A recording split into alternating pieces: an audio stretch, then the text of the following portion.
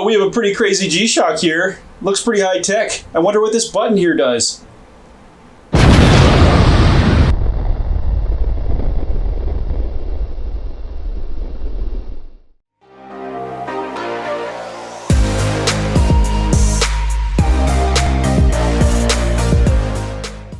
What's up everyone, it's Chris with the Little Treasury channel. Welcome back. This is where we bring you awesome watch content at least once a week. And if you haven't already, please make sure to hit the subscribe button and the notification bell to be alerted as soon as we upload. I'm from Little Treasury Jewelers, which is located in Gambrills, Maryland. And it's where you go when you're in the know. As always, the watches that I review are for sale and can be purchased, so please see the description below to contact us. In our last video, we did a detailed guide on the new Omega Speedmaster Sapphire Sandwich, which compared it to the outgoing model and the Hesselite version as well. I recommend checking this video out if you have any interest at all in the new Speedmaster, or if you already picked one up and would like to learn about all the quirks and features. In today's video, we are reviewing a Casio G-Shock and a secondary variant of it as well. But we aren't just reviewing any G-Shock, we are reviewing an MRG, which is not pronounced Mr. G. The MRGB2000R-1A and its variant, the MRGB2000B-1A. But before we move on, let's go ahead and do a wrist check. Since we are doing a G-Shock video, I'm wearing my G-Shock Golfman, which is a Japanese version. I picked it up because it is a smaller G-Shock at 46mm, and it comes in handy as a radio-controlled solar-powered piece to set all of my other watches in my watch case with. Now let's hear what piece you are wearing while you're watching the video, and if you have a favorite G-Shock model. Now let's get on to the video. MRG is the very top of the G-Shock line and uses exclusively titanium cases, which are filled with something called alpha gel to increase shock resistance, and have been treated to make the titanium extra hard. They used sapphire crystal only, and they are all solar powered, and basically set themselves with a combination of radio controlled time and Bluetooth sync, and also GPS timing in certain models in addition to the other methods. These are some of the most functional watches that you can get next to a smartwatch, and the MRG brings the style and toughness to back that up as well. But before we move on, make sure to smash that subscribe button that's somewhere below so you can keep up with all the awesome watch reviews that we do. Now let's get on with the features. My measurements for the MRGB2000R-1A and 2000B-A are 48.9mm case width, a 16.6mm thickness, a 54.8mm lug-to-lug, proprietary lugs, so no lug width.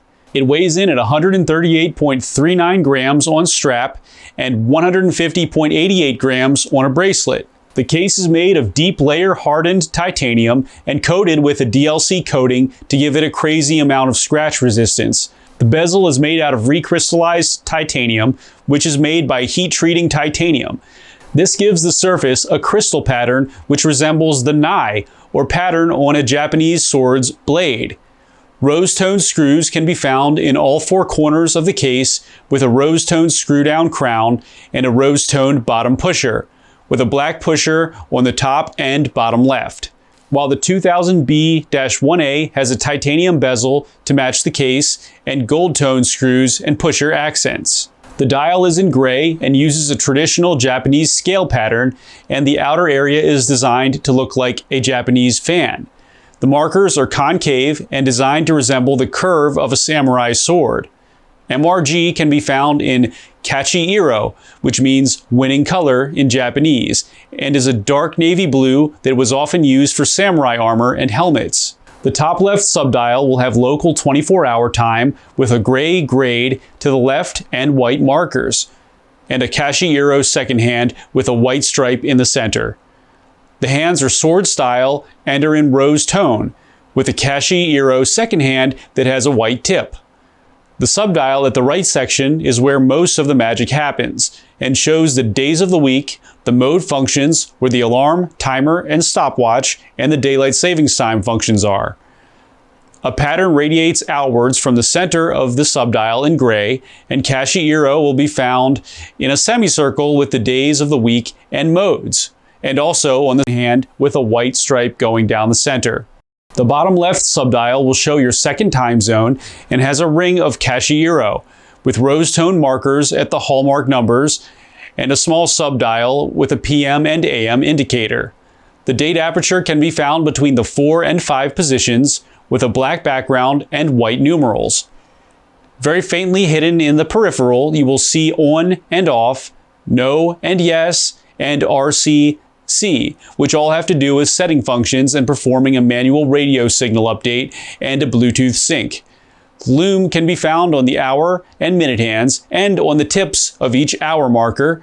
But even cooler is the super illuminator light that fades on nicely for a few moments after you press it and gracefully dims, which is called afterglow. The 2000B-1A is the exact same in every way, but it has yellow-toned accents instead of the rose. The case back is closed and has the MRG logo in the center.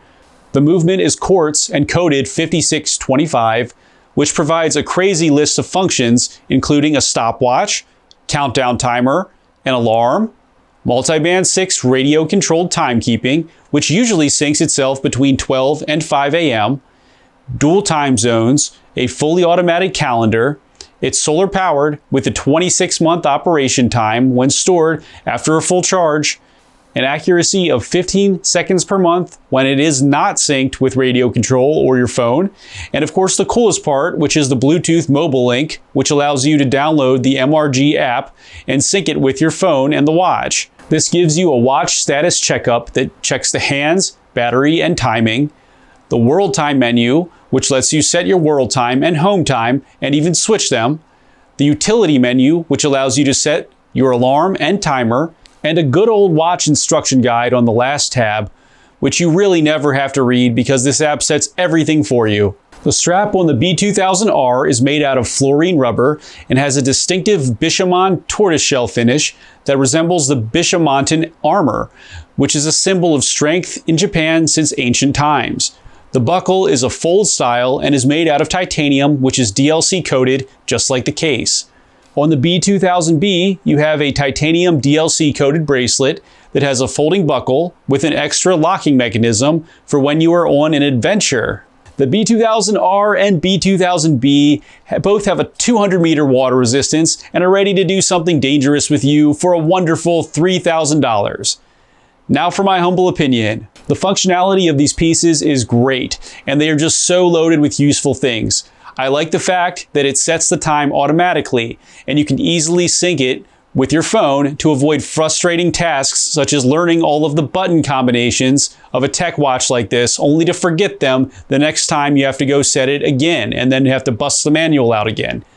The durability of the DLC-coated hardened titanium is great, and these are G-Shock pieces that you will be able to keep forever versus the more disposable ones that are at the lower end of the spectrum. The wearability of these, though, is interesting.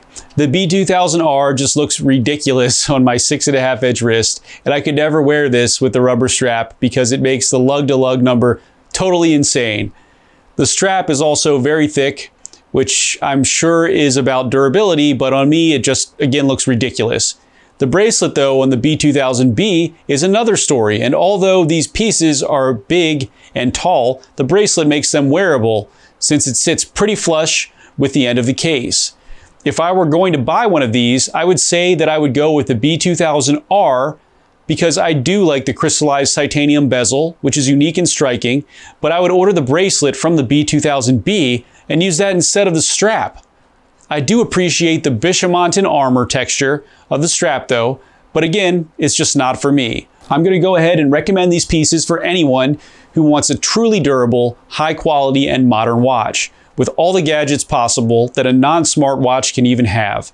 If you are a one-watch guy, then this watch is absolutely for you, or if you have a spot in your collection for something just outside of the box, totally pick this one up. Thanks for watching today, everyone. I really hope that you enjoyed the video, and if you did, please make sure to smash that subscribe button, give the video a like, share this with your friends, and we look forward to seeing you next video.